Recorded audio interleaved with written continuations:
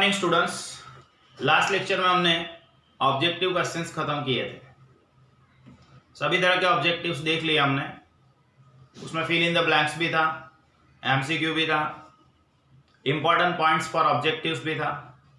अब इस चैप्टर की लॉन्ग थियरी बाकी है, तो लॉन्ग थियरी के क्वेश्चंस आज से हम देखेंगे। पैम्पलेट के अंदर फर्स्ट पेज पे आप लोग देख सकते हो। Question 1, what is central tendency? Central tendency क्या है?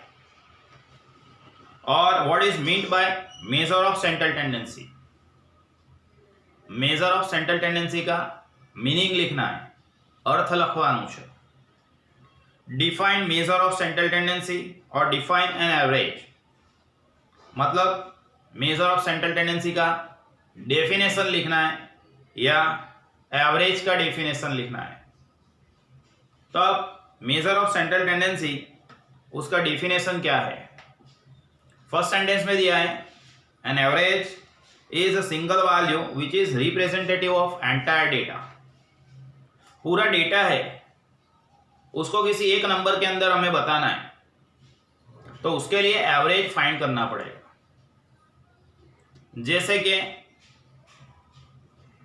5 वर्कर्स है, उसका इनकम दिया है, डेली इनकम 200, 250, 270, 260, 280। अब हम उसका एवरेज निकालेंगे, एक्स बार निकालेंगे, तो सिर्फ सिंगल वैल्यू में मिलेगा। कैसे मिलेगा? तो जितना ऑब्जर्वेशंस दिए हुए सबका समेशन कर दो और divide by total number of observations कर दो। पता चला? तो एवरेजेस क्या है? First point, N average is a single value which is representative of entire data. पूरे डेटा को सिंगल वैल्यू में प्रेजेंट करने के लिए रिप्रेजेंटेटिव जो है उसको हम बोलते हैं average. N average is single value which is representative of entire data. अब एंटायर डेटा का मतलब क्या होगा? एंटायर मतलब समग्र, लिख के बता रहा हूं। एंटायर डेटा, समग्र माहिती।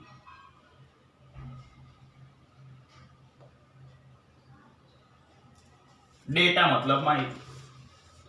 पूरे डेटा को सिंगल वैल्यू में रिप्रेजेंट करने के लिए एवरेज फाइंड करते हैं। बताऊं मैं आपको। चलो 5 वर्कर्स है, उनका एवरेज दिया हुआ है 250, 280, 275, 290, 300। तो हम एक्स बार जो फाइंड करेंगे, ये सबका समेशन करके डिवाइड बाय 5, तो यहां मुझे जो वैल्यू मिलेगा वो सिंगल वैल्यू होगा। तो एवरेज क्या है? Average is the single value, average is the single value which is representative of entire data. Average क्या है? तो सिंगल वैल्यू है जो पूरे डेटा को रिप्रेजेंट करता है, प्रतिनिधित्व करे छे। Understand? Second sentence, averages are the values which lie between the two extremes. ये एवरेजेस का एक फीचर है कि वो दो एक्सट्रीम्स के बीच में मिलेगा। कैसे दो एक्सट्रीम्स? चलो सबसे कम वाला वैल्यू कौन सा दिख रहा है मुझे? तो ये रहा 250, और सबसे ज्यादा वाला वैल्यू कितना दिख रहा है? 300। एक काम करो, कैलसी निकालो, ये सबका समेशन करो, सरवाड़ो करवानो। 250, 280, 250, ला कैलसी दे दो मुझे। 250 प्लस 280 प्लस 275 प्लस 290 प्लस 300, तो मुझे मिला 1395। 1395 डिवाइड बाय 5 करेंगे, डिवाइड बाय 5, तो वैल्यू मुझे मिलेगा 279। देखो, चलो क्या था second point? Averages are the values which lies between two extremes. Two extremes એટલે સૌથી મોટી અને સૌથી નાની કિંમત, એને બે एक्सट्रीम्स કહેવાય। આગળ આપણે શીખ્યા હતા। तो ये एवरेज जो है वो हमेशा दो एक्सट्रीम्स के बीच में रहेगा। 250 और 300, उसके बीच में 279 मिलेगा। तो पहला sentence, N average is a single value An average is a single value which is representative of entire data. સમગ્ર માહિતીનું representative single value માં કરે છે. सेकंड पॉइंट में क्या लिखा? Averages are the values. Averages ऐसी values है which lie between the two extremes. Averages ऐसी values है जो दो extremes के बीच में हमेशा मिलेगी. ये मैंने बताया आपको. 279 मिल रहा है 250 और 300 के बीच में. And third sentence, such measures have the nature of tendency to appear somewhere in the middle or central વચ્ચેના ભાગમાં.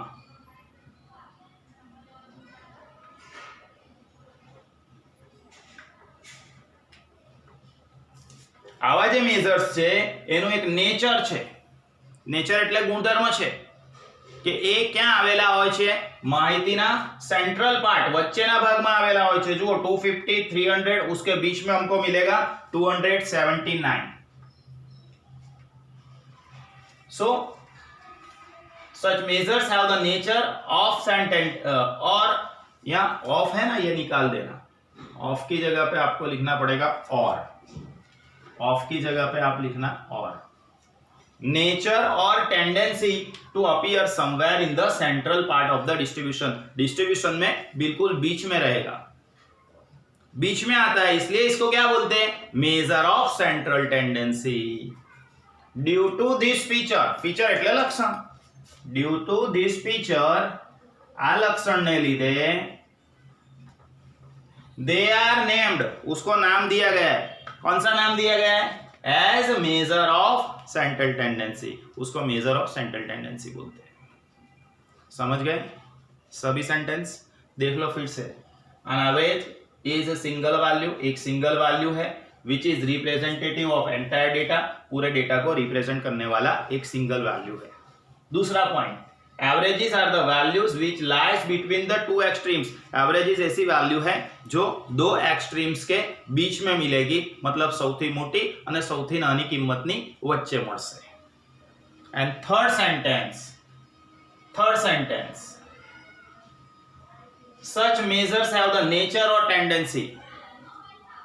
આવા મેજરનો એક ગુણધર્મ છે, એક ટેન્ડન્સી છે. શું ટેન્ડન્સી છે એમની? To appear somewhere in the central part of the distribution. Distribution में बीच में मिलेगा. आवृत्ति वितरणनी वच्चोवच મળશે. ड्यू टू दिस फीचर, इस फीचर के लिए they are named as measure of central tendency. उसको मेजर ऑफ सेंट्रल टेंडेंसी बोलते हैं. ठीक है, समझ गए first question. Now second question, what are the objectives. चलो आपको यहाँ पे वर्ड्स याद रखना है. ऑब्जेक्टिव्स આવશે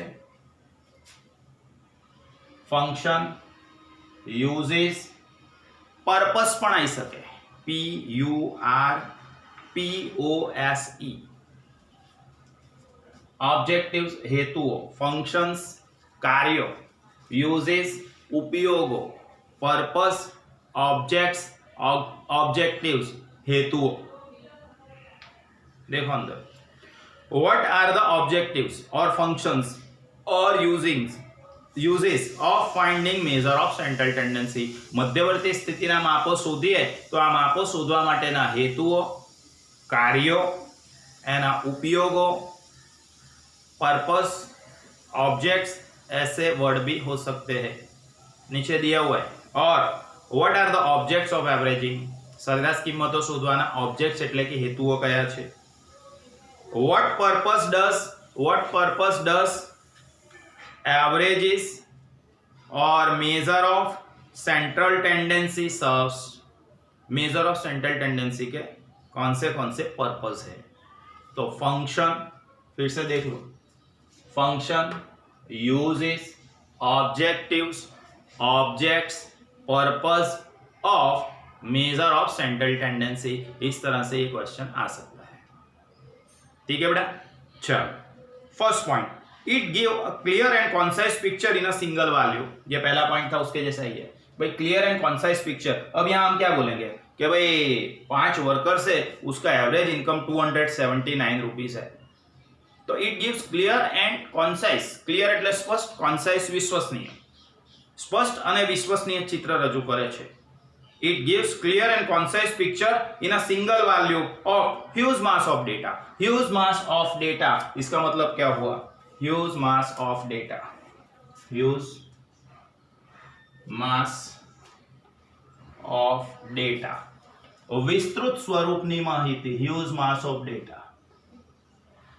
विस्तृत माहिती.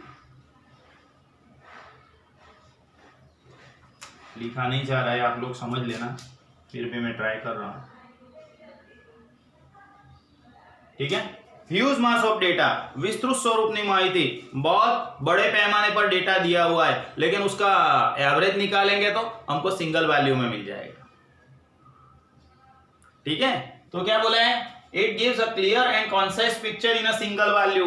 Clear and concise picture single value में मिलता है. किसके बारे में? तो of huge mass of data, विस्तृत स्वरूपनी माहिती માટે. Which are difficult to understand. जो data huge mass of data है उसको समझने में डिफिकल्ट है, लेकिन उसका सिंगल वैल्यू के अंदर रिप्रेजेंट करता है एवरेज वैल्यू. तो ये इसका फर्स्ट ऑब्जेक्ट या फर्स्ट यूज या फर्स्ट फंक्शन. ठीक है. Now second point, it provides basis of comparison. देखो, बेसिस ऑफ कंपैरिजन. कंपैरिजन એટલે સરખામણી.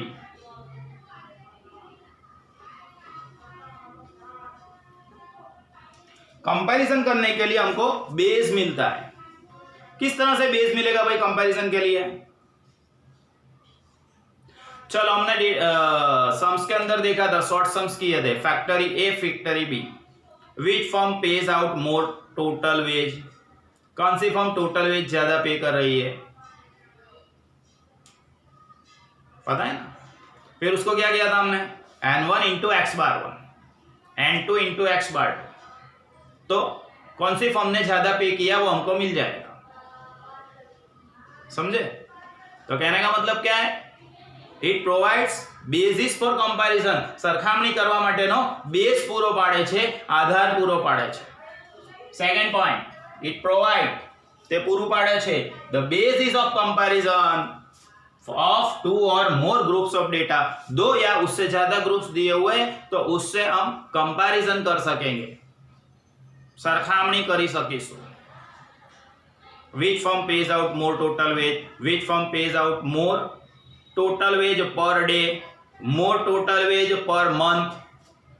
इस तरह के सम्स हमने आगे किए थे. तो 2 या उससे ज्यादा ग्रुप्स दिए हुए तो उसके बीच का हम कंपैरिजन कर सकेंगे, सरखामणी કરી શકીશું. So it provide basis for comparison. Now see, it is useful in other statistical method. બીજી આંકડાકીય પદ્ધતિઓ માટે, આંકડાશાસ્ત્રીય પદ્ધતિઓ માટે उपयोगी છે. जैसे कि ये मेजर ऑफ सेंट्रल टेंडेंसी किया, उसके बाद हम आगे देखेंगे मेजर ऑफ डिस्पर्जन, प्रसारना माप. उसके अंदर मीन, क्वार्टाइल सबका यूज होगा. समझ रहे हो? डिस्पर्जन, प्रसारना माप. तो इट इज यूजफुल, તે ઉપયોગી છે ઇન અધર સ્ટેટિસ્ટિકલ મેથડ, બીજી આંકડાકીય પદ્ધતિઓ માટે, સચ એઝ જેમ કે મેજર ઓફ ડિસ્પર્ઝન, પ્રસારના માપ, સ્કીવનેસ, ये प्रसारना माप.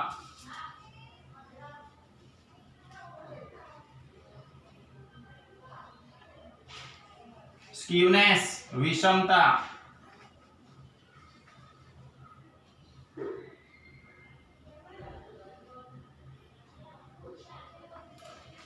Dispersion, skewness, moments kurtosis. ये मोमेंट्स कर्टोसिस आगे आने वाला है, न्यू चैप्टर है यूनिट 2 के अंदर, जो 11th या 12th आप लोग किसी में सीख कर नहीं है.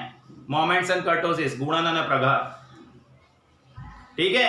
तो वो फर्दर स्टैटिस्टिकल मेथड, આગળની આંકડાકીય પદ્ધતિઓ. Which statistical methods? तो કે ભાઈ डिस्पर्जन, प्रसार, स्कीवनेस, विषमता, moments and kurtosis. Moments and kurtosis, moments and kurtosis. तो स्कीवनेस, मोमेंट्स कर्टोसिस, डिस्पर्जन, ये सब के लिए यूज होगा. समझ गए? आवड़ से બે क्वेश्चंस આપણે જોયા છે फिर से देख लो एक बार what is central tendency central tendency क्या है an average is a single value which is representative of entire data single value है जो पूरे डेटा का रिप्रेजेंटेटिव है average are the values which lie between the two extremes average is ऐसी value है जो हमेशा दो एक्सट्रीम्स के बीच में रहेगी सबसे बड़े वाली और सबसे छोटे वाली वैल्यू उसको एक्सट्रीम्स बोलते हैं Then third point, such measures have the nature or tendency to appear somewhere in the central part of the distribution. ऐसे measures का एक nature है या एक tendency है कि वो हमेशा distribution के अंदर central part में रहेंगे वच्चेना भाग में आवेला हશે central part में है due to this feature आ लक्षण ने લીધે they are named as measure of central tendency उसको क्या नाम दिया है measure of central tendency नाम दिया है understand now second question what are the objectives function uses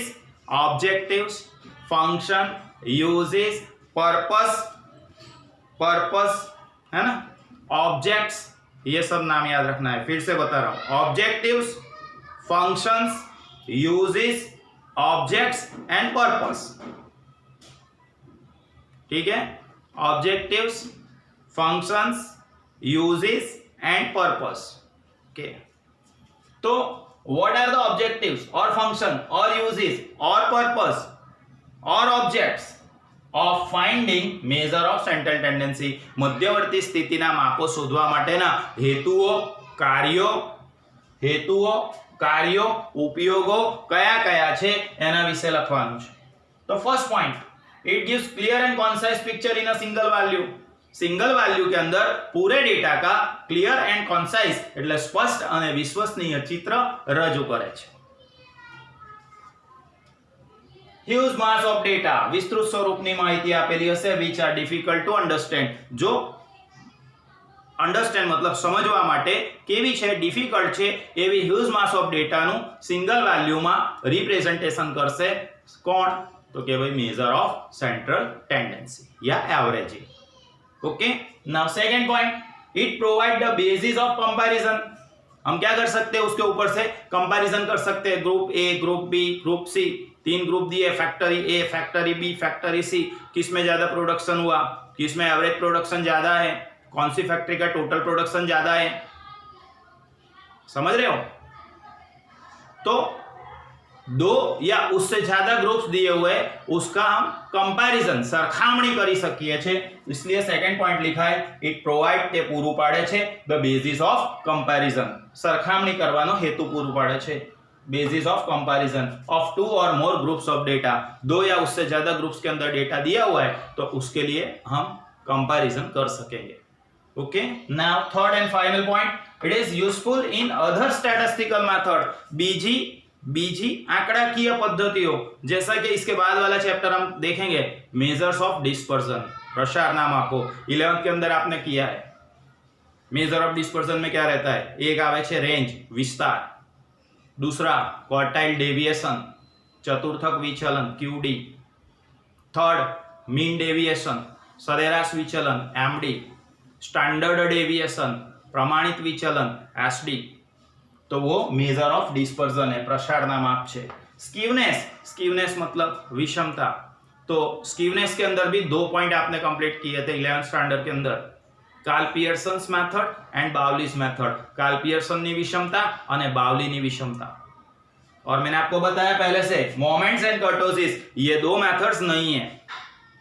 गुणन और प्रघात ये तमारा माटे नवुं छे ओके बेटा तो लास्ट पॉइंट क्या था इट इज यूजफुल ते उपयोगी है इन अदर स्टैटिस्टिकल मेथड्स बीजी आंकड़ाकीय पद्धतिओ माटे उपयोगी है सच एज जेम के मेजर ऑफ डिस्पर्जन प्रसारना माप स्कीवनेस विषमता मोमेंट्स एंड कर्टोसिस એટલે કે ગુણન અને પ્રઘાત तो आज के लेक्चर के अंदर अब ये दिवाली के पहले ये हमारा लास्ट लेक्चर है ठीक है तो इसलिए आज ज़्यादा नहीं ले रहे बस क्वेश्चन नंबर 1 और क्वेश्चन नंबर 2 हमने क्वेश्चन 1, क्वेश्चन 2, 2 क्वेश्चन हमने कंप्लीट किए।